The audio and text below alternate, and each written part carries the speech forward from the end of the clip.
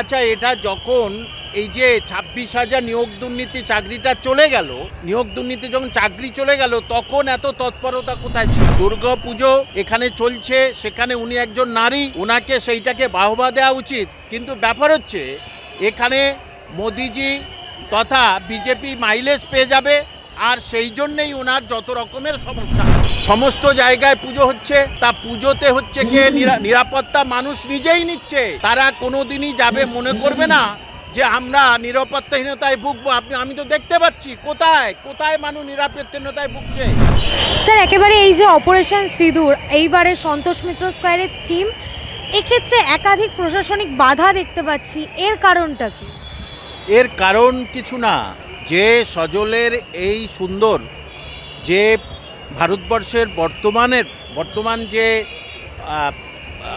মানে মোদিজির যে সুন্দর কাজ, সেই অপারেশন সিঁদুর, এইটা যাতে হাইলাইট না হয় পশ্চিমবঙ্গে, মমতা ব্যানার্জির এটাতে কষ্ট হবে, আর সেই জন্যেই যত চাপ এসে পড়েছে সজলদার উপর। এটা ছাড়ার অন্য কোনো কারণ নেই। এবং এই যে এত বেশি চারিদিকে দেখছি যে কদিন যাবৎ যে ওর উপরে প্রেশার ইত্যাদি নানা রকম। আচ্ছা, এটা যখন এই যে 26,000 নিয়োগ দুর্নীতি চাকরিটা চলে গেল, নিয়োগ দুর্নীতি যখন চাকরি চলে গেল, তখন এত তৎপরতা কোথায় ছিল? তখন তো এত তৎপরতা দেখিনি এই সরকারের। ঠিক সজলদা যেটা করেছে মানুষের বিনোদনের জন্য করেছে, এবং সেই সঙ্গে সঙ্গে তিনি একটা অলিগরিক্যাল থিম দিতে চলেছেন, আর সেই জন্যেই সরকারের এরকম নাবিশ্বাস তৈরি হয়েছে। মুখ্যমন্ত্রী নিজে তো একজন ব্রাহ্মণ পরিবারের মেয়ে, নারী, সেই নারীর সিঁদুরে ভয়। সেই দুর্গা পুজো এখানে চলছে, সেখানে উনি একজন নারী, ওনাকে সেইটাকে বাহবা দেওয়া উচিত। কিন্তু ব্যাপার হচ্ছে এখানে মোদিজি তথা বিজেপি মাইলেজ পেয়ে যাবে, আর সেই জন্যেই ওনার যত রকমের সমস্যা। মোদিজি যদি মাইলেজ পায় এবং সজলদা যদি মাইলেজ পেয়ে যায়, তাহলে তো সামনে বিধানসভা আরও ঝামেলায় পড়ে যাবে। আর সেই জন্যেই মোদিজি তো সেই জন্যে সজলের উপরে এই রকম নানা রকম ধরনের ঝুট ঝামেলা সৃষ্টি করছে, এবং সেটা পুলিশকে দিয়ে তৈরি করছে।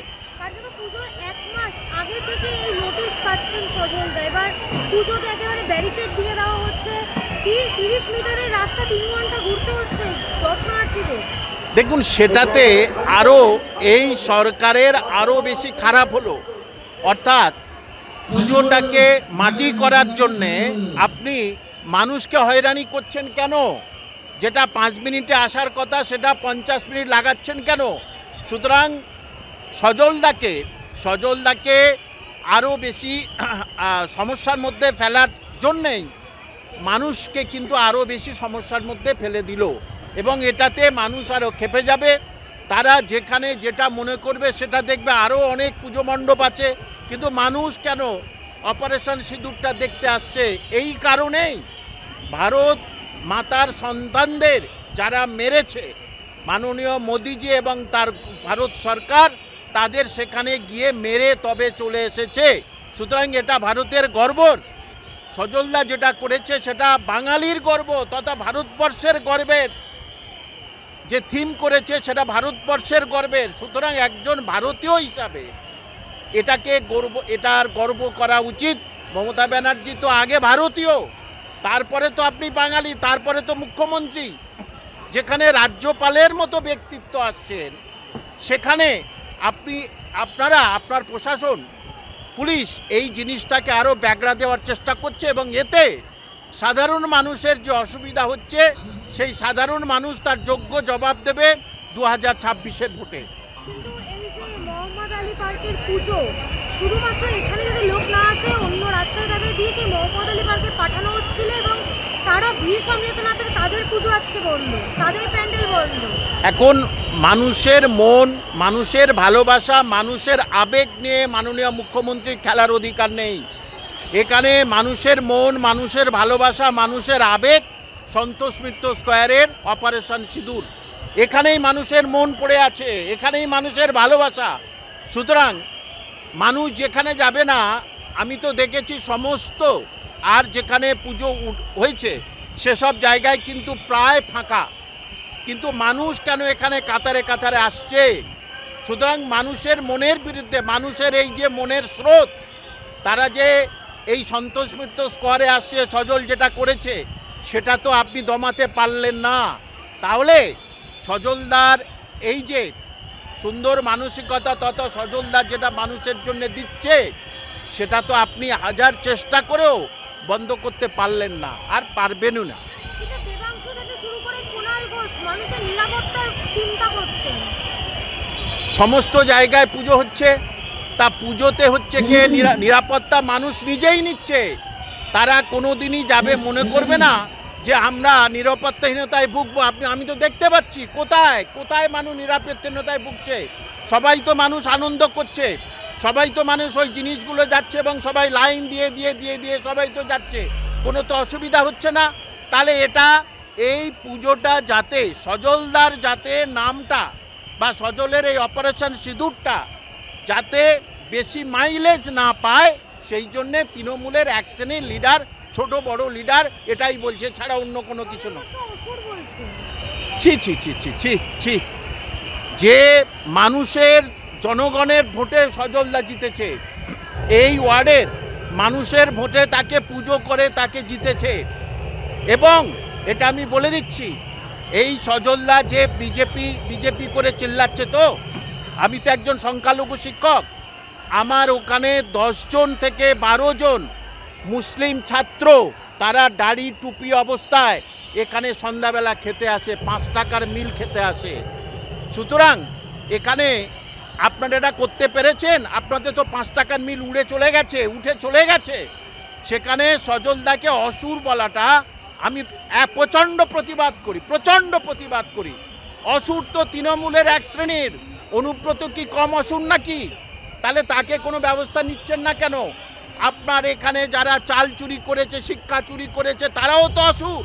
তাহলে সেই অসুরদের কেন ব্যবস্থা নিচ্ছেন না? আগে সেই অসুরদের ব্যবস্থা নিন। আর সজলদাকে যে অসুর বলেছে, এটা অনৈতিক, অগণতান্ত্রিক, অসাংবিধানিক।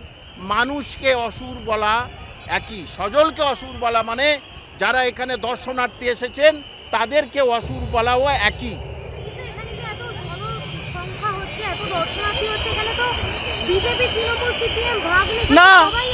না,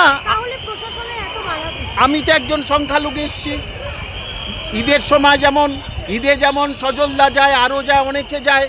এ তো চিফ মিনিস্টার কি বলেন যে আনন্দ উৎসব সবার।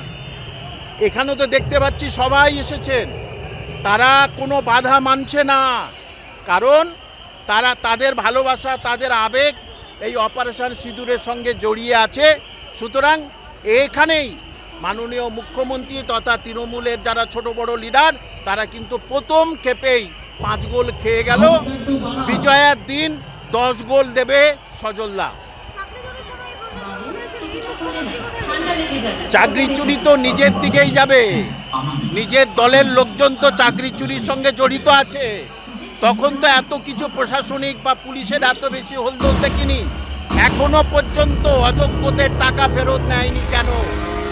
অযোগ্যদের টাকা ফেরত 12% হারে নেয়নি কেন? আগে সেইটার জবাব দিক, তারপরে এখানে অপারেশন সিঁদুরের বাধা নিয়ে কথা বলবে।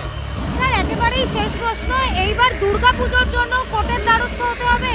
ফিরদৌস শামীম নিজে এই মামলা করবেন, কি বলবেন পুজো নিয়ে হাইকোর্টে?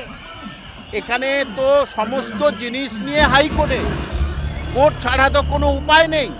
সুতরাং যখন এই ঘটনা ঘটেছে তখনই তো হাইকোর্টের ব্যবস্থা, হাইকোর্টে দ্বারস্থ হতে হবে। এবং অদ্ভুতভাবে এখানে দ্বারস্থ হচ্ছে হিন্দু মুসলিম সবাই কাঁধে কাঁধ দিয়ে। আজকের ফিরদৌস শামীম আসছে সজলের এই অবস্থা দেখে, আমি কামাল হোসেন ঝাঁপিয়ে পড়েছি। কেন? সজলদার এই সুন্দর দৃশ্য দেখাচ্ছে। মানুষ এতদিন গল্প শুনেছে, মানুষ পেপারে পড়েছে, টিভিতে দেখেছে, এখন সমস্ত মানুষ তারা এটা সামনাসামনি দেখছে। সুতরাং সজল ঘোষকে ধন্যবাদ জানাই, অন্তর থেকে ধন্যবাদ জানাই।